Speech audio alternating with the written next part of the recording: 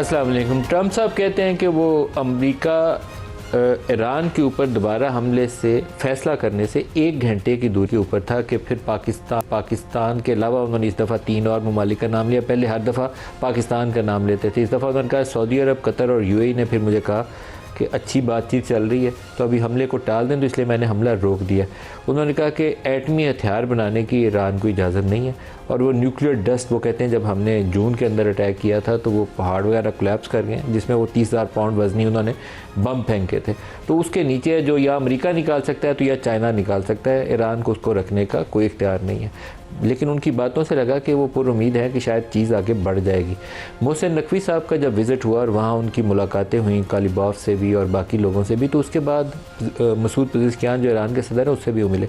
उसके बाद एक उम्मीद बंदी थी कि मोहसिन नकवी साहब आम तौर पर आर्मी चीफ़ के नुमाइंदे के तौर पर ही वहाँ मौजूद थे, हाईएस्ट लेवल यही है उनका, कि वहाँ से कम्युनिकेट किया पिंडी को, पिंडी ने कम्युनिकेट किया वाशिंगटन को, और ये एक पूरा सिलसिला जो है कंप्लीट हो जाता है मैसेजेस का।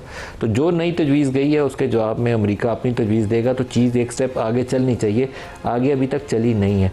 असूली तौर पर ईरान को जो चीज़ मांगनी चाहिए, ईरान को ये मांगना चाहिए कि उसके ऊपर सैंक्शन जो इंटरनेशनल लगी हुई हैं पिछले 50 सालों से, उसका ख़ात्मा हो जाए। उसके एसेट्स फ्रीज़ हैं कुछ $100 अरब से ज़्यादा, वो उसके अनफ्रीज़ हो जाएं, उसको मिल जाए।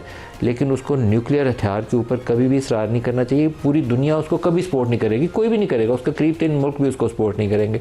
इसी तरह हुर्मुज़ जो है वो इंटरनेशनल वाटरवेज़ की उसकी हैसियत है, उसको खोलना पड़ेगा। तो ये 2 चीज़ों के ऊपर ईरान कंसेशन दे, 2 चीज़ों के ऊपर अमेरिका कंसेशन दे, तो ये एग्रीमेंट के करीब आ जाएंगे।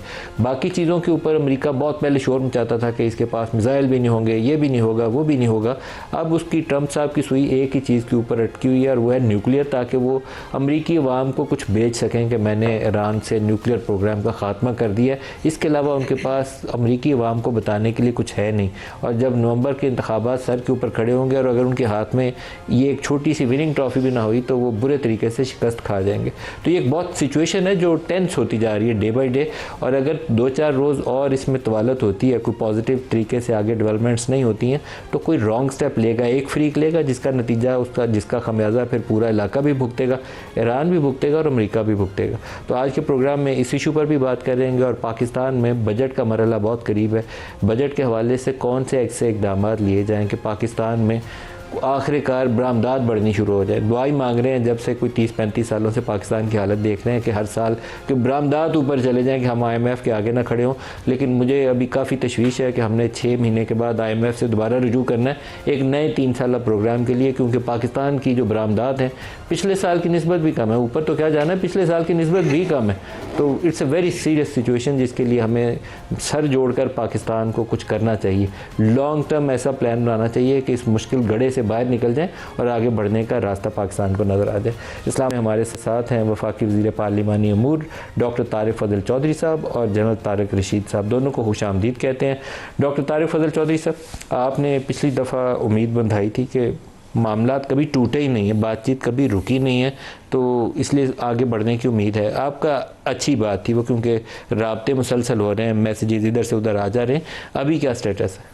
बिस्मिल्लाहिर्रहमानिर्रहीम। भाई साहब, स्टेटस जो है बिल्कुल वही है जो आपने पिछली हमारी गुफ्तगू का और पिछले प्रोग्राम का हवाला दिया। राब्ते बिल्कुल मौजूद हैं और जो पेशरफ्त है वो भी मस्बत है। और अभी वक्त का तयन तो नहीं किया जा सकता कि कितनी देर में जो है वो ब्रेक थ्रू हो सकती है, लेकिन इंशाल्लाह ताला ब्रेक थ्रू जो है वो बिल्कुल होगी। और ये खुशाइंद है कि अमेरिका ने, जिस तरह की अभी आपने अपने प्रोग्राम के इब्तदाइये में बात की, दोबारा अभी कोई जंग की तरफ नहीं जा रहे, बल्कि ये जो सीज़ फायर था इसकी एक्सटेंशन दर एक्सटेंशन ये हो रही है। और जिससे ज़ाहिर होता है कि अमेरिका भी इस बात में बहुत ज़्यादा इंटरेस्टेड नहीं है कि हर सूरत में जंग जो है ये दोबारा शुरू हो। और ईरान की जो चंद आपने गुफ्तगू में फरमाई हैं जो बातें, ये बिल्कुल सही हैं कि देखें, ये जो आबना हुर्मुज़ है इसकी जो जंग से पहले की सूरत हाल है उसके करीब तर ईरान को भी जाना पड़ेगा। उसकी वजह यह है कि इसकी बंदिश से कोई एक मुल्क या एक फ्रीक जो है ये मुतासर नहीं हो रहा, और अमेरिका को इसकी बंदिश से कम फ़र्क पड़ेगा। लेकिन इस रीजन में मौजूद जितने भी ममालिक हैं, और जो उसमें से अक्सर ममालिक जो हैं वो ईरान के हलीफ ममालिक हैं, उन सबको फ़र्क पड़ रहा है।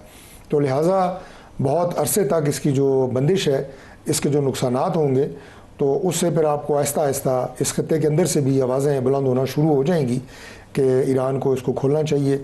और इसकी जो आमदोरफ्त है ये ओपन होनी चाहिए। तो जो स्टैंस ईरान का है वो अगर इससे ज़्यादा इस सूरत हाल से अपने लिए लॉन्ग टर्म बेनिफिट ले सके, इस डील को अगर जब वो फाइनल करता है और ये माहिदा जो है ये साइन होता है अमन माहिदा, तो वो उसके लिए सबसे बेहतर है। आप पर उम्मीद है कि इस्लामाबाद में ही होगा? जी मैं बहुत ज़्यादा पूरी उम्मीद हूँ, इंशाल्लाह ये होगा और अल्लाह के फजल से इस्लामाबाद में ही होगा। सर एक बड़ी साइलेंट सी डेवलपमेंट हुई है, बल्कि अभी प्रोग्राम शुरू होने से पहले जनरल तारिक साहब से मैं इस इशू पे बात कर रहा था। पाकिस्तान से इंटीरियर मिनिस्टर मोहसिन नकवी साहब वो चंद रोज़ पहले ईरान गए थे और यहाँ बाज़ खबरें तो ये जाहिर करती थी कि शायद वो वापस आ गए, लेकिन वो ईरान में ही बदस्तूर मौजूद थे। आज सुबह वो वापस आए हैं और कोयटा में जो कमांड एंड स्टाफ कॉलेज में आज प्राइम मिनिस्टर और चीफ भी गए हुए थे, वहाँ पे मोहसिन नकवी साहब भी थे, आज ही वापस आए हैं। लॉन्ग स्टे, और लॉन्ग स्टे मोहसिन नकवी का मतलब यह है कि पिंडी, तेहरान और वाशिंगटन कंटिन्यूसली एक्सचेंजेस कर रहे थे। मोहसिन नकवी सिर्फ पैगाम रसानी का ज़रिया है, क्योंकि फील्ड मार्शल साहब इधर से और उधर से जो भी उनका पॉइंट पर्सन होगा, मोस्ट लाइकली या तो वाइस प्रेसिडेंट होगा या रूबियो होगा, उसके ज़रिए पैगामात इधर से उधर आ जा रहे होंगे। तो उसकी आउटकम क्या है सर? देखिए आउटकम तो अभी चंद दिन पहले प्राइम मिनिस्टर साहब अभी कैबिनेट से के इजलास से भी खिताब कर रहे थे और उसमें भी उन्होंने बड़ी एक आप ये कहें कि पॉजिटिविटी का इजहार किया और यही फरमाया कि एक हद तक इस पर मालूमात अभी अफशा की जा सकती हैं और इससे ज़्यादा जो है मीडिया पे मालूमात नहीं दी जा सकती। तो मैं यही कहूँगा कि क्या बोला उन्होंने कि क्या चीज़ अफशा की जा सकती है? मलिक साहब अभी ये मेरा ख्याल कब्ल अज़ वक्त है, यानी ये जो मुज़ाकरात हैं, ये जो दोनों मुल्कों के दरमियान जो पाकिस्तान सालसी का किरदार अदा कर रहा है, उसी के हवाले से वो कह रहे थे कि मालूमात एक ख़ास हद तक अभी दी जा सकती हैं और कई दफ़ा मीडिया पे बरमला वो कह भी चुके हैं। तो इस सिलसिले में एक लिमिटेड इंफॉर्मेशन अभी दी जा सकती है, बाकी खुशाइंद है, दोबारा मैं ये बात कहूँगा पॉजिटिव है। और आप उम्मीद है कि इस्लामाबाद में ही नेक्स्ट राउंड होगा और इंशाल्लाह इस्लामाबाद में नेक्स्ट राउंड भी होगा और जो फाइनल मुआहदा होगा वो भी इस्लामाबाद में होगा। सर जनरल तारिक साहब, मैं साथ साथ प्रोग्राम करते करते रिपोर्टर हूँ तो मैं खबरें पता करता रहता हूँ, तो मैंने मोहसिन नकवी साहब का ढूंढना शुरू किया कि मोहसिन नकवी साहब कहाँ तक पहुँचे। तो उनके ऊपर लेटेस्ट अपडेट यही है जो मैंने आपको बताया कि उनका लॉन्ग स्टे हुआ ईरान के अंदर और आज ही वापस आए हैं। तो इस लॉन्ग स्टे में मोहसिन नकवी साहब ने वहाँ बैठ के तो आराम तो नहीं किया होगा, क्योंकि फील्ड मार्शल साहब से बराह रास्त उनका कांटेक्ट है, तो मैसेजेस इधर भी जा रहे होंगे, वाशिंगटन से भी आ रहे होंगे और वो कंटिन्यूस एक्सचेंज हो रही होगी। तो अब एक्सपेक्ट क्या किया जाना चाहिए? देखिए, जैसे मैं तारिक साहब की बात आगे बढ़ाऊंगा कि इंशाल्लाह अच्छी खबरें निकलेंगी और पाकिस्तान ये खबरें दुनिया को सुनाएगा। जैसे आपको पता है कि मोहसिन नकवी साहब कॉन्फिडेंट हैं हमारे फील्ड मार्शल साहब के, और देखिए वहाँ खुद चले और इस वक्त मिलिट्री डिप्लोमेसी ही इफेक्टिव रोल प्ले कर रही है तेहरान और वाशिंगटन के दरमियान। तो वहाँ से जो लेटेस्ट वहाँ से जो प्रपोजल ईरान की बनी वो हमारे मोहसिन नकवी साहब की मौजूदगी में ईरान ने बनाई, वो वाशिंगटन गई, वाशिंगटन से जवाब आया, उधर ही थे ये और वो इनको दिया गया और उस पर ईरान ने मेरी जो इन्फॉर्मेशन है थोड़ा सा बैक ट्रैक किया है और न्यूक्लियर पे फ्लेक्सिबिलिटी दिखाने को ऑलमोस्ट वो तैयार हुए हैं। और बट उनकी डिमांड ये है कि हमसे सैंक्शन हटाई जाएँ, हमारे एसेट फ्रीज किए जाएँ, एसेट अनफ्रीज किए जाएँ और ब्लॉकेट हटाया जाए वहाँ से। साथ वो बात कर रहे हैं कि जी सारे मिलिट्री बेसिस भी खाली करें, रेपरेशन भी दें, वो मैक्सिमलिस्ट नहीं होगा, वो मैक्सिमलिस्ट पोजीशन है। असल में तो अनफ्रीज एसेट्स, जी, सैंक्शंस का खात्मा, दो उनकी बुनियादी इश्यूज हैं जो एड्रेस होने चाहिए। और अमेरिका का एक न्यूक्लियर हथियार के लिए अमेरिका का एक इशू है और हॉर्मुज़ खोलना, हाँ कि आप न्यूक्लियर हथियार जो नहीं बनाएंगे और हमें अंडरस्टैंडिंग दें और लॉन्ग टर्म अंडरस्टैंडिंग दें। और देखिए अगर ईरान ने न्यूक्लियर हथियार बनाने होते, आप देख रहे हैं बाज़ रिपोर्ट्स ये जाहिर करती हैं कि मुमकिन तौर पर अगर ये इलाके के ममालिक और चाइना वगैरह ने भी सपोर्ट किया तो IAEA के सेफ गार्ड्स के तहत जो सिविल यूजेज है ना 3.67% वाली जो लिमिट है उसके अंदर हो सकता है कि वो भी उसको इजाज़त ईरान को मिल जाए। बिल्कुल। तो मेरा ख्याल है ईरान के लिए आइडियल मौका है कि इससे फ़ायदा उठाए और इन ईरान और अमेरिका की देखें जो जंग है इसमें इजराइल भी साथ शामिल है, पूरी दुनिया को इफेक्ट किया हुआ है। तो आपस में बेहतर है मामला सेटल कर लें और वरना पूरी दुनिया इनके मामला से फाइनेंशियली इकोनॉमिकली वो उससे जो है वो इफेक्ट हो रही है। और इसमें देखिए जो रोल प्ले कर रहे हैं, ठीक है, ईरान और सऊदी अरेबिया, कतर और यूएई ने तो कहा है। देखिए यूएई का बड़ा इंटरेस्टिंग है, तो यूएई तो कह रहा था कि हमारे साथ देखें हम पे ड्रोन अटैक हो रहे हैं फुजैरा पे, फैक्ट्री पे, और साथ इजराइल ने स्टेटमेंट रिलीज की कि हमारे प्राइम मिनिस्टर ने ड्यूरिंग द वॉर विजिट किया यूएई, IDF के चीफ ने भी और प्राइम मिनिस्टर फॉर्मली ने भी, और ये कह रहे हैं कि जी विजिट नहीं हुआ। तो देखिए ये जारी और जो है नेतन्याहू एन मौके पे आपको दगा दे सकते हैं। तो इजराइल ने बिट्रे किया यूएई के लीडरशिप को भी, ऑफिशियल स्टेटमेंट जारी किया, ऑफिशियल स्टेटमेंट देके, और ये ऑफिशियली उसको डिनाई कर रहे हैं। देखें, और साथ अब यूएई कह रहा है अमेरिका को कि जी आप ठहर जाएं, लेकिन मामला यूएई ने अपना कैंप पसंद खुद से कर लिया। वो अमेरिका और इसराइल वाले कैंप में चले गए, चाहे वो फायदे में रहे या नुकसान में, लेकिन उन्होंने कैंप अपनी पसंद से चुन लिया। देखिए 15 से 20 फ्लाइट्स डेली चल रही थी यूएई और तल अवीव, और अपने आप को पूरे मिडिल ईस्ट में एक्सपोज किया, और सऊदी अरब से दूरी होगी, सऊदी अरब से, बाकियों से भी, कतर से और बाकी ममालिक से जो गल्फ। सर टॉक्स का क्या एक्सपेक्ट करते हैं आप? ये जो डेवलपमेंट है मोहसिन नकवी वाली, ये मुझे लगता है कि शायद मामले को एक स्टेप आगे ले जाए, हो सकता है। बिल्कुल आगे जाएगा, बिल्कुल आगे जाएगा। देखिए एक तो अगर यूएस ने, अमेरिका ने अटैक करना होता तो पहले कौन सा बता के अटैक किया, अभी तक अटैक कर बैठे होते। अब चाइना का विजिट भी कर रहे हैं, और साथ पाकिस्तान के अलावा 3 मुल्कों को और रेफरेंस दिया है। मेरा ख्याल है ये नौबत नहीं आएगी कि अमेरिका को ईरान पे अटैक किया करे, और मोहसिन नकवी साहब ने वहाँ बैठ के फील्ड मार्शल साहब की सारी जो बातचीत है उनसे की होगी, और देखिए वहाँ जो जवाब जा रहा है आ रहा है उसको साथ वहाँ बैठ के उनके साथ डिस्कस किया है।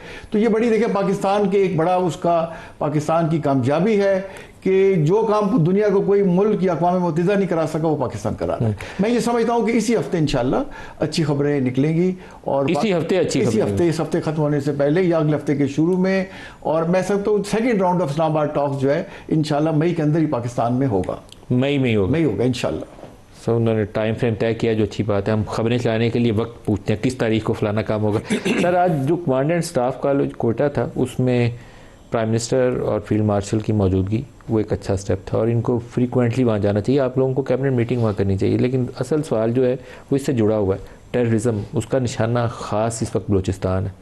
तो वहाँ जितनी प्रेजेंस होगी फील्ड मार्शल की, प्राइम मिनिस्टर की, आपकी कैबिनेट की, उतना ज़्यादा उसके ऊपर तवज्जो भी हमारी होगी।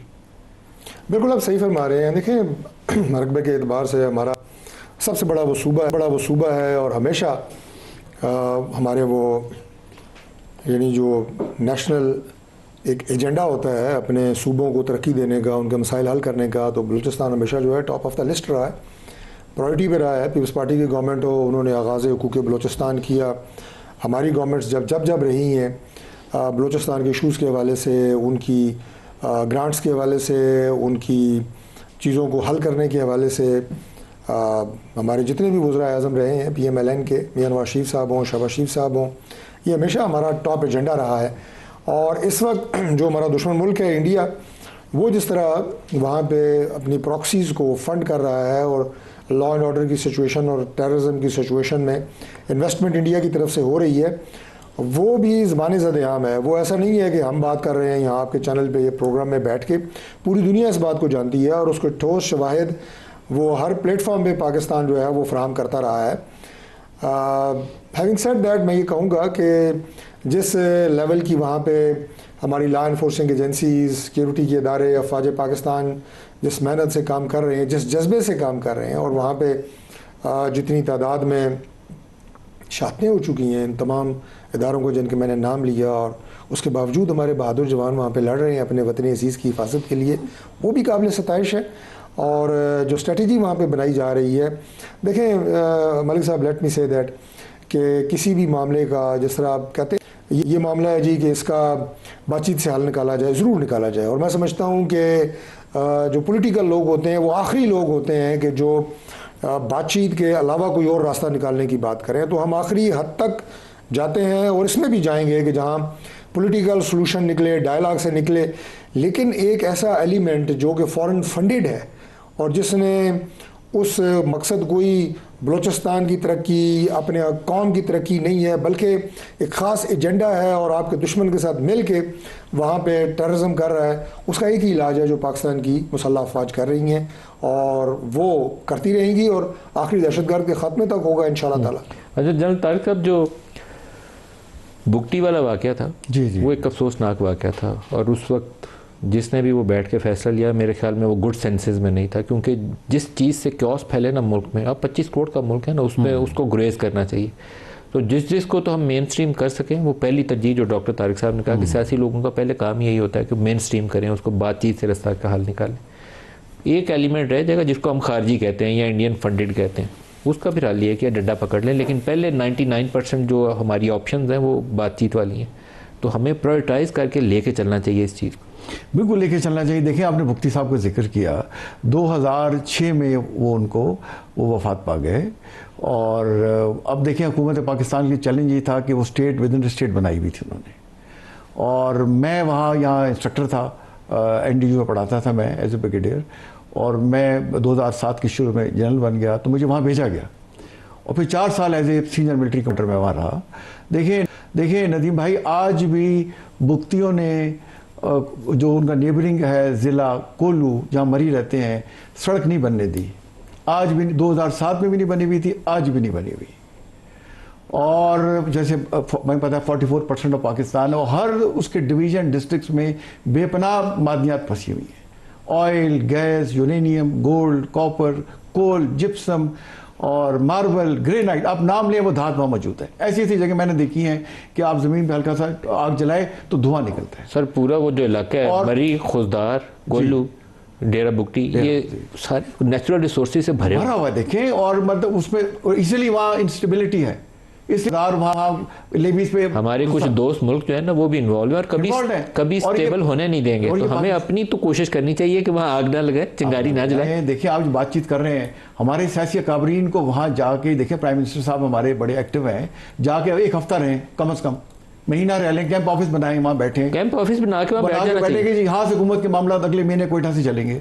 और मतलब इतना बेहतरीन वहाँ का मौसम है। और सर महीने की भी जरूरत नहीं, आप 4 दिन महीने में गुजारे ना, वहाँ पे कैबिनेट मीटिंग वहाँ करें और कोयटा में बैठे और कोयटा की सूरत हाल बदल जाएगी। सारे बिल्कुल बदल जाएगी। और देखिए सारे MPs को बताएं कि अपने अपने जगहों पे रहो और महीना कम से कम आप वहाँ से बाहर मत, लोगों से मिले, उनको कॉन्फिडेंस मिले। तो जहाँ भी ये सिंपथाइजर और जो फैसिलिटेटर्स हैं, बजाय कि उनको पनाहे नहीं, जैसे हमने नॉर्थ वजीरिस्तान में देख रहे हैं, वो खुद आके रिपोर्ट करें गवर्नमेंट को कि देखिए वहाँ वो छुपा हुआ है जो है दहशतगर्द आके। तो लोगों को ऑन बोर्ड लेना होगा। तो लोगों को ऑन बोर्ड कौन लेगा? देखिए मैंने खुद वहाँ बलूचिस्तान में ऑपरेट किया ऑपरेशनली, जहाँ फौज जाती है लोग मिन्नतें करते हैं कि जी आप वहाँ से वापस मत जाएं, और आप वापस जाएंगे तो दोबारा हमारी ये हालत हो जाएगी, हम सरदार पे डिपेंडेंट होंगे, और ना यहाँ पुलिस आती है, ना यहाँ रेट ऑफ गवर्नमेंट आती है, फौज आती है तो यहाँ कारोबार चल पड़ता है। सर फौज is not a long term solution. देखिए फौज का काम यह स्पेस क्रिएट करे सियासी लोगों के लिए, फौज का काम है आपको वहाँ से क्लियर करके इन्वायरमेंट प्रोवाइड करे, बाकी वहाँ डेवलपमेंट, वहाँ गुड गवर्नेंस लाना, वो तो देखें हमारे डॉक्टर तारिक साहब पोलिटिकल जो है हमारे लीडर्स, उनका काम। बहुत पैसा है जो NFC का सूबों को जाता है, और अगर सूबों का वो पैसा अच्छे तरीके से इस्तेमाल हो जाए, लोगों को इकोनॉमिक अपॉर्चुनिटी मिल जाए। आप फ्री में भी, बलूचिस्तान की आबादी कितनी है, उन सारों को आप महीना लगा दें ना, वो जो खत गुर्बत के नीचे वाली आबादी है उसको डबल लगा दें, तो कोई एक बंदा भी बंदूक नहीं उठाएगा। बिल्कुल आपकी बात ठीक है। मैं सब सिवाय उस एलिमेंट के जो मैंने आपको बताया है, उसके लिए स्ट्रिक्ट यूज़ करें, जो फॉरेन फंडेड है और एक प्लान के तहत पाकिस्तान के मफाद के ख़िलाफ़ काम कर रहा है या दहशतगर्दी कर रहा है, उन्हें छोड़ के बाकी लोगों को जो मेन स्ट्रीम में तो हैं, खैर ये नहीं कहना चाहिए जो अक्सर कहा जाता है जी कि मेन स्ट्रीम में वो हैं, लेकिन उनके मसाइल का हल और पॉलिटिकल एंगेजमेंट, ये एक लॉन्ग टर्म सोल्यूशन है। और ये बिल्कुल जो है, जो जल साहब ने बात की है, मैं इसे थोड़ा सा आगे इस तरह बढ़ाऊँगा कि देखें वहाँ पे जो लॉ इन्फोर्सिंग एजेंसीज़ हैं या आर्म्ड फोर्सेस हैं, वो आपको वहाँ पे एक कंड्यूसिव एनवायरनमेंट पैदा करके देती हैं कि जिसमें अगर आप इनकी नेचुरल रिसोर्सेज की, मादनियात की बात करते हैं तो वहाँ पे वो माहौल पैदा हो, अगर वहाँ पे डेवलपमेंट की बात है तो वो डेवलपमेंट वहाँ पे हो, उसके लिए माहौल पैदा करना। लेकिन अल्टीमेट सोल्यूशन और परमानेंट सोल्यूशन जो है वो आपकी पॉलिटिकल फोर्सेस, पॉलिटिकल लीडरशिप ने देना है। आज आप देखें कि कुछ तकरीबन 4 से ज़ायद दानी स्कूल प्राइम मिनिस्टर साहब वहाँ पे अनाउंस कर चुके हैं बलूचिस्तान में, सारे बलूचिस्तान के बच्चे पढ़ेंगे। मियां नवाज शरीफ साहब के पिछले दौर में हमने पंजाब की मुख्तलिफ यूनिवर्सिटीज़ में, प्राइम मिनिस्टर शहबाज शरीफ साहब उस वक्त चीफ मिनिस्टर थे, बलूची स्टूडेंट्स का कोटा प्लस उनके तमाम तर रिहायशी अखराजात और तालीमी अखराजात स्कॉलरशिप की शक्ल में ये उनको देने। इसी तरह आप देखें कि हमारे जो मुसल्लह अफवाज हैं वहाँ पे उनकी, मेरा नहीं ख्याल कि बलूचिस्तान का कोई ऐसा ज़िला होगा जहाँ से नुमाइंदगी नहीं होगी। अभी एक मेजर काकड़, उनके बड़े खूबसूरत जवान, अभी उन्होंने बलूचिस्तान में दहशतगर्दों से लड़ते हुए जो है अपनी जान का नजराना पेश किया, शहीद हुए। तो उन्हें हर सूरत में ये तमाम स्टेप्स हो भी रहे हैं, मज़ीद भी करने की ज़रूरत है, मैं ये नहीं कहूँगा। और जो आपने बात की कि वहाँ पर जो प्रेजेंस है वो ज़्यादा होने से, उन लोगों को ज़्यादा अपने साथ मिलाने से, अभी सिर्फ अगर किसानों की एक पॉइंट मेरे जहन में आ गया कि किसानों को बलूचिस्तान भर में सोलर ट्यूबवेल लगाने के लिए प्राइम मिनिस्टर साहब ने 70 अरब रुपए की ग्रांट दी है।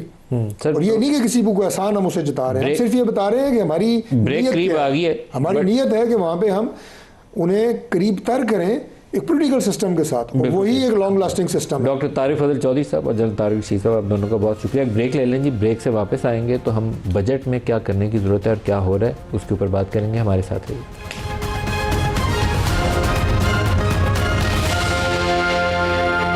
प्रोग्राम में दोबारा खुशामदीद कहते हैं। बजट करीब आ रहा है और बजट करीब आते साथ ही कुछ बड़े बड़े मैक्रो इंडिकेटर देखें तो पाकिस्तान में ग्रोथ जो है वो 3-3.25% से ऊपर जा नहीं रही और उतना ही हमारा पॉपुलेशन ग्रोथ रेट है। इन्फ्लेशन जो है थोड़ी बहुत उसमें कमी आई, अब दोबारा ऊपर जा रहा है।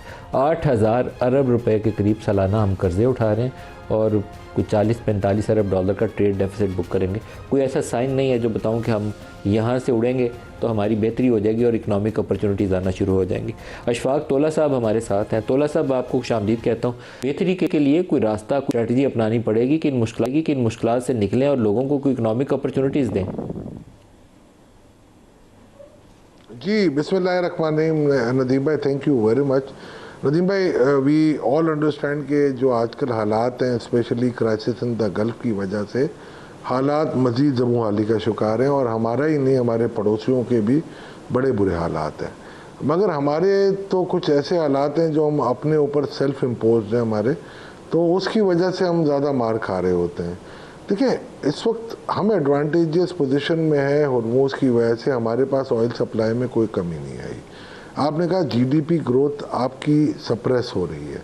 देखिए, पिछले महीने आपका 10.9 का आपका इन्फ्लेशन आया ईयर ऑन ईयर और एवरेज आज भी 7.2 है। हमने जब हमारा इन्फ्लेशन 4% भी आ गया था तो भी हमने अपना पॉलिसी रेट 11, 11.5 और फिर 10.5 कर दिया था। तो मेरा ख्याल है हमने कुछ सेल्फ इन्फ्रीडम कर रहे हैं अपने ऊपर। हमारी करेंसी की वैल्यू बिल्कुल 250 होनी चाहिए, 235 होनी चाहिए थी, पर टाइम के वजह से आपको 250 अब करनी पड़ी है। हमने टाइमली इसको रीवैल्यू नहीं किया। हम अपनी IMF की रेसिपी की वजह से अगर आप देखेंगे तो मेरा ख्याल है हमें ये बहुत प्रॉब्लम आ रही है और हमेशा ये प्रॉब्लम आती रहेंगी, इसलिए कि हमने खुद अपने ये लिए रास्ता चुना है। ये हमारे लिए कोई किसी और ने नहीं। तोला साहब, आप कह रहे हैं रुपए को डॉलर के मुकाबले में 250 का होना चाहिए। थोड़ा सा इसको एक्सप्लेन करें, क्योंकि जो रियल इफेक्टिव एक्सचेंज रेट का इंडेक्स स्टेट बैंक निकालता है उसके मुताबिक रुपया इस वक्त ओवर वैल्यूड है, 105 पे वो चला गया। तो उसको तो देखते हुए एक्सपोर्टर्स तो मांग कर रहे हैं कि रुपए को थोड़ा बहुत डीवैल्यू होने दें। आप कह रहे हैं इसको 250 पे आना चाहिए। देखिए, मैं उस वक्त की बात कर रहा हूँ जब ये 280 रुपए का था और मैंने उस वक्त ये प्रेडिक्शन, हमारी मॉडल है उसमें हमने किया था कि ये 235 रुपए का होना चाहिए। उस वक्त भी जब मेरे ऊपर ये बात आई, जैसे आज आपने सवाल किया, बड़े सवाल उठे, और जब मेरे ऊपर सवाल उठे तो उसके थोड़े अरसे बाद गोल्डमैन सैक ने भी ये रिपोर्ट दी कि हाँ 2023 की मैं बात कर रहा हूँ कि 223 रुपये का रुपया है और डॉलर है, और इसके बाद ऑप्टिमस ने कहा 243 का है। फिर ब्लूमबर्ग की एक रिपोर्ट आई, उसको हम वर्क बैक करें तो 240 रुपये का था। बारहा हमारे अरबाब अख्तियार के लोग, जिसमें प्राइम मिनिस्टर साहब भी शामिल हैं, डिप्टी प्राइम मिनिस्टर साहब भी शामिल हैं और मुख्तदर हल्के भी हैं, उन्होंने सब ने ये एडमिट किया 240 रुपये का है। और यही कैलकुलेशन आज भी है। हम वाहिद पाकिस्तान की एंटिटी है जो कि डॉलर को वैल्यू कर सकती है। ये रीर को इंडिकेटर नहीं है, ये एक इंडेक्स है और रीर की चेंजेस के साथ ये मॉडल बनते हैं और ये मॉडल हमारा है। ये किसी वक्त भी आप कहेंगे मैं आपके साथ डिस्कस कर सकता हूँ। और अगर आप देखेंगे तो आप मुझे एक्सपोर्टर्स की तो परफॉर्मेंस बता दें ना नदीम साहब। 2022 में जब आपका रुपए एक्सचेंज रेट था 177 रुपये, तो आपकी एक्सपोर्ट थी 32.5 बिलियन डॉलर। 2024 में जब 277 रुपये थी तो आपका एक्सपोर्ट 32.4 बिलियन डॉलर, यानी 100 मिलियन डॉलर कम हो गया। तो आप मुझे बताइए कि कौन से और भी कम होगा हैं, आप बताइए जी। अब देखें ना, आप और भी कम होगा तो आप क्या चाहते हैं? इनको बिजली सस्ती चाहिए। आप मुझे बताएं, $100 के अगेंस्ट ये $70 का तो इंपोर्ट कर लेते हैं, $10 इन्होंने बाहर रख लिए जिनकी फैक्ट्रियां लगा लेते हैं बाहर, $20 देते हैं, इसमें इंपोर्ट भी खुद करते हैं, एक्सपोर्ट भी खुद करते हैं। तो ये तो 6 बिलियन डॉलर आपको दे रहे हैं। मैं आपको रेसिपी दे सकता हूँ, IMF से आप जान छुड़वा लें, मैं 25 बिलियन डॉलर आपको साल के आराम से निकाल के दे दूंगा, 1-2 साल के लिए आप बैठ जाएं, आपको कोई प्रॉब्लम नहीं है। आप देखिए अब आप इंपोर्ट बढ़ाए जा रहे हैं, एक तो obviously crisis in the gulf की वजह से पेट्रोलियम प्राइसेस का मसला है, दूसरा आप ईवी की आड़ में और बहुत सारी चीज़ें आप मंगा लेते हैं। हर मॉडल ईवी का आ रहा है, आपको पता है कितने मॉडल सक्सेसफुल हैं कितने नहीं है, इसके बावजूद आप मंगाए जा रहे हैं। एंड में क्या होगा, मशरूम ग्रोथ होगी। $3 अरब की गाड़ियां मंगवा ली हैं सर हमने। हम तो याशी ऐसे कर रहे हैं कि डॉलर हम खुद ही यहाँ स्टेट बैंक ही छाप सकता है, $3 अरब की हमने गाड़ियां मंगवा ली हैं, कुछ हमारा भी हाल कोई नहीं है। सर सज्जाद मुस्तफ़ा सैयद साहब चेयरमैन पाशा हमें ज्वाइन कर रहे हैं। सज्जाद साहब आपका बहुत शुक्रिया। सज्जाद साहब, एक एरिया जिससे बहुत उम्मीदें हैं कि वो हमें कुछ कमा के दे सकते हैं, और मैं अक्सर को दुआ मांगता हूँ कि हुकूमत इस सेक्टर से दूर ही रहे तो बहुत मेहरबानी होगी, वो है IT and IT enabled services, telecom services उसमें शामिल कर लीजिए। पिछले 2 साल हमने बेड़ागर्द काफ़ी किया, ट्विटर को कंट्रोल करते करते नेट को बहुत बिठाया। अब बताइए, बजट आने वाला है, क्या करने की ज़रूरत है कि इसकी एक्सपोर्ट पोटेंशियल को हम अच्छे से यूज़ कर सकें? जी, हम लोगों ने इस दफ़ा बजट में अपनी कुछ रिकमेंडेशंस दी हैं। उसमें एक चीज़, हम 2 ही बड़ी मेजर हमारी रिक्वेस्ट हैं। एक तो ये है कि जो हमारे एग्जिस्टिंग टैक्स रिजीम है उसको चेंज ना करें, ये हमारी बहुत बड़ी रिक्वेस्ट है, बिकॉज सिलसिला चल रहा है, बड़ी मुश्किल से things have come on track. Let's not change. I mean, we have a winning strategy. Let's keep on continue with it. तो इसमें FTR वगैरह की हमारी रिक्वेस्ट है वो ना करें। अलबत्ता 1-2 हमारी और रिकमेंडेशन है। एक हमारा बहुत मेजर इंडस्ट्री का इशू है जो रिमोट वर्कर की, और जो स्टैंडर्ड हमारी जो रिमोट वर्कर का की टैक्सेशन और एम्प्लॉयज़ की टैक्सेशन में डिफरेंशियल है, वो हमारी ये रिक्वेस्ट होती है कि डिफरेंशियल प्लीज़ वो हल किया जाए। दूसरा हमारा एक बहुत मेजर जहाँ पे लॉस होता है हमारी इकोनॉमी को, वो ये होता है कि जो वेंचर कैपिटल फंड था वो बिल्कुल ख़त्म हो गया पाकिस्तान में आना, और उसकी सबसे बड़ी वजह ये है कि हमने कैपिटल गेन्स टैक्स जो है वो ओवर 40% कर दिया है।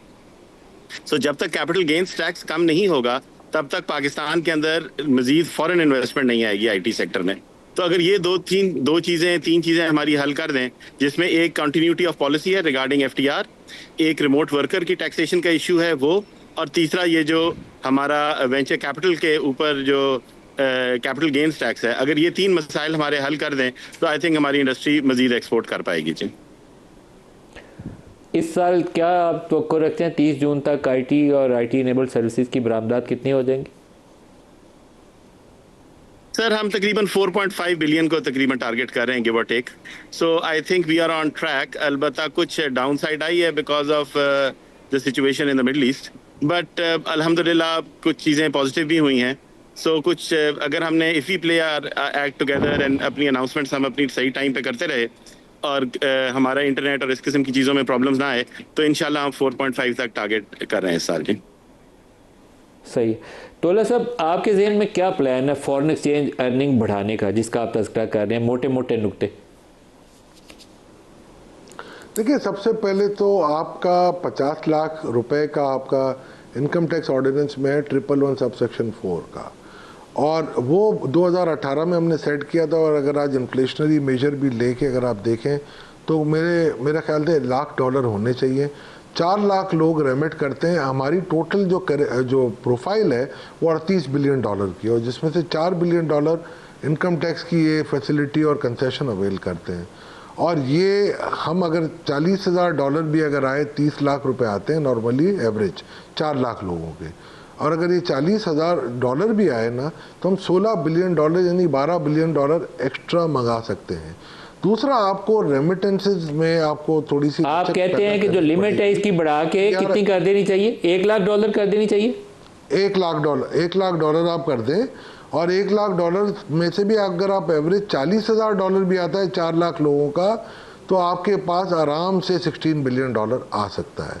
दूसरा, आप रेमिटेंसेस में आप इंसेंटिव ये दें कि जो रेमिटेंसेस डायरेक्ट देगा, हवाला हुंडी का जो रेट का फ़र्क है 8 से 10 रुपए का है, आप उनको इंसेंटिवाइज करें। जो $34 बिलियन आ रहा है कि जी हम आपको 15 रुपए पर डॉलर आपके घर पे टैक्स फ्री दे देंगे रुपी में, तो मैं आपको यकीन के साथ कह सकता हूँ 10 से 12 बिलियन डॉलर वहाँ से भी निकल सकता है। तो ओवरऑल 20 से 25 बिलियन डॉलर हम निकाल सकते हैं। दूसरा, ये मेरे भाई जो हमारे बैठे हुए पाशा बहुत मेहनत कर रहे हैं ये लोग अल्हम्दुलिल्लाह, बट इनको भी एक थोड़ा सा मेरी रिक्वेस्ट होगी कि इनकी जो जायज़ मुतालबात, इनका एक और भी मुतालबा था जिसकी मैंने बड़ी हिमायत की थी कि इनको जो आउटफ्लो में 60-70% भेजने होते हैं वो भी दे दें जब आप एक्सपोर्टर को देते हैं तो। मगर एक मैं यकीन के साथ कह सकता हूँ हर कंपनी का ये नहीं है मामला। नदीम भाई, ये काफ़ी इनकी ऐसी कंपनीज भी हैं, बहुत अच्छे लोग भी हैं जो कि पैसे पाकिस्तान में पूरे नहीं लाती हैं, ये अप्रिशिएट करें। और फ्रीलांसिंग का जो भी पैसा है वो डिजिटल बैंक के थ्रू बाहर ही रहता है। अब मुझे समझ नहीं पड़ रही, अगर हम पाकिस्तान में हैं, पाकिस्तानी हैं, हम पाकिस्तान से मेहनत करते हैं, टैक्स फ्री आपको हम दे रहे हैं एक चीज़, तो पाकिस्तान से बाहर डॉलर रखने का क्या तुक है? आप रुपये में रखें, आपको कोई रखना है, रुपये में नहीं रखना अगर आप चाहते हैं। सज्जाद साहब, टाइम थोड़ा सज्जाद साहब से जवाब ले लें। सज्जाद साहब। जी सर, ये हमारी इंडस्ट्री के ऊपर काफ़ी सवाल किया जाता है। उसका बड़ा सिंपल इशू रिस्पॉन्स ये है कि हमारी बहुत सारे ना बाहर एक्सपेंसेस होते हैं। अगर आप पाकिस्तान से, प्रॉब्लम ये है कि बहुत मेजर दिक्कत है कैपिटल रिपैट्रिएशन की। सो अगर आप सारे का सारा पैसा पाकिस्तान ले आए तो यहाँ से पैसा बाहर निकालना इतना मुश्किल है कि हमारी कंपनीज बाहर काम कर ही नहीं सकती। अनलाइक आईटी ना, अनलाइक अदर इंडस्ट्रीज जहाँ पे आप फिजिकल गुड्स ट्रांसफर करते हैं, आईटी का कारोबार करने के लिए आपको उन ममालिक में पूरे ऑपरेशन सेटअप करने पड़ते हैं। आपको वहाँ पे दफ्तर बनाने पड़ते हैं, आपको वहाँ सेल्स फोर्स रखनी पड़ती है, आपको वहाँ पे कंसल्टेंट भेजने पड़ते हैं। सो अगर आप पाकिस्तान से बाहर कैपिटल ना लेके जा सकें तो आप वो काम कर ही नहीं सकते। और इसी को करने के लिए हम कैपिटल वहाँ पे रखते हैं। और हमारी एक बहुत बड़ी रिक्वेस्ट हुकूमत से है और रिकमेंडेशन है कि स्टेट बैंक से कहें कि वो पॉलिसी और प्रोसीजर्स जो हैं वो आसान करें ताकि कैपिटल रिपैट्रिएशन कर सकें। दूसरा, जो हमारा रिमोट वर्कर वाला इशू है, वो भी एक बहुत बड़ी वजह है जिसकी वजह से कंपनीज को पैसा बाहर रखना पड़ता है, क्योंकि अपने लोगों को डॉलरों में तनख्वाह देनी पड़ती है, क्योंकि इतना ज्यादा आर्बिट्राज है between taxation of employees, the payroll taxes and the freelancing taxes. और इसीलिए हम कह रहे हैं कि आप रिमोट वर्कर का एक कैटेगरी निकालें, और जो रिमोट वर्कर्स हैं वो लोग जो यहाँ बैठ के एक ही कंपनी से हजारों डॉलर कमा रहे हैं, उनको भी वैसे ही टैक्स करें जैसे आप आईटी कंपनीज के एम्प्लॉइज को करते हैं, ताकि कंपनीज को बाहर पैसा रखना ही ना पड़े और ना ही रिमोट वर्कर्स को रखना पड़े। अच्छा सज्जाद साहब, एक चीज़ ये बताएं कि जो मिडिल ईस्ट में अपॉर्चुनिटीज आ रही हैं इस वक्त, कतर में है, यूएई में है, सऊदी अरब में है, तो आप लोगों को वहाँ अपने ऑफिस सेटअप करने में और अपने स्टाफ को वहाँ पर डिप्लॉय करने में, उनके वीज़ा के असूल में, वर्क वीज़ा, बिजनेस वीज़ा, उसमें आसानियाँ हैं या उसमें रुकावट है? सर, यूएई में तो बहुत ज़्यादा प्रॉब्लम्स हैं और हमने गवर्नमेंट और मिनिस्ट्री ऑफ फॉरेन अफेयर्स के साथ ये बहुत हाई लेवल पे टेकअप किया है। बहुत ज़्यादा प्रॉब्लम्स हैं। Market access remains one of our biggest problems for our industry to grow, क्योंकि हमारे लोग वहाँ जा ही नहीं सकते। अगर जाएंगे नहीं तो कारोबार कैसे करेंगे? इस वक्त यूएई के अंदर हमारा बहुत बड़ा प्रॉब्लम है जहाँ हमारी कंपनियाँ नहीं जा पाती। फॉर्चुनेटली यूएई इज, और सऊदी अरब और कतर में, सऊदी अरब और कतर में जो वर्क वीज़ास हैं वो आसान हैं, रिलेटिवली मिल रहे हैं आजकल। बट जो रेजिडेंस परमिट्स हैं, जब से ये, अलबत्ता पहले तो बहुत आसान था, पर जब से ये सिचुएशन थोड़ी मिडल ईस्ट की ख़राब हुई है, अब कुछ चैलेंजेस हैं सर्टन आईटी कंपनीज को, सर्टन एम्प्लॉइज को। But we are working with government to get them resolve. और वो सिर्फ पाकिस्तान को नहीं है, वो जो चैलेंजेस हैं वो अक्रॉस द बोर्ड हैं, वो बाकी ममालिक को भी हैं। बट ऑफ कोर्स हमने तोला साहब, आपने ये जो बिल्कुल एक लाइन में आपने ये जो दो चीज़ें बताई कि $1 लाख तक नो क्वेश्चन आस्क पैसा आने दें और रिमिटेंसेस घर बैठे उनको कुछ इंसेंटिव के साथ उनको घरों में लोगों को पैसा दें, ये तजवीज़ आपने फाइनेंस मिनिस्टर को दी या नहीं दी? एवरीथिंग इन राइटिंग नदीम साहब, मैंने आप सबको बुकलेट्स भेजी है, इसमें सब चीज़ें लिखी हुई हैं। अभी हमने एक बजट बनाया है माइनस IMF, दो सिचुएशन पे कि एक माइनस IMF आप चलते हैं तो आपकी क्या सिचुएशन होगी, वो भी हम इंशाल्लाह कल रिलीज़ कर देंगे। और एक हमने थोड़ा सा मॉडिफिकेशन किया है कि अगर डिफेंस के एक्सपेंडिचर बिफोर अगर NFC अवार्ड अगर निकाले जाएं तो क्या सिनेरियो बनेगा। बहुत ब्राइट सिनेरियोज हैं पाकिस्तान के लिए, पाकिस्तान को किसी की ज़रूरत नहीं। और मैं पाशा साहब को एक रिक्वेस्ट करता हूँ, पाशा साहब जो भी आपके मारूजात हैं आप दें। टाइम सर खत्म हो गया, दोबारा इसको डिस्कस करेंगे। इशफाक तोला साहब, सज्जाद मुस्तफा साहब, के लिए इतना ही इजाज़त दीजिए। अल्लाह हाफिज़।